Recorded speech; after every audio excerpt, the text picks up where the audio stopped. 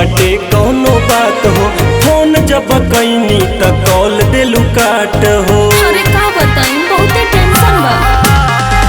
लगता कि भारी बाटे कौनो बात हो, फोन जब कैनी त कॉल देलू काट हो।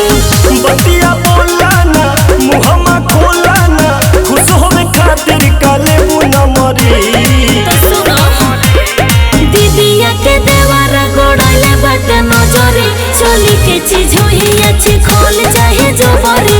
दीदिया के देवारा गोड़ाइले बाटे नजरे, चोली के चीज हुई अच्छी खोल चाहे जबरी। मायरे दीदिया के देवारा गोड़ाइले बाटे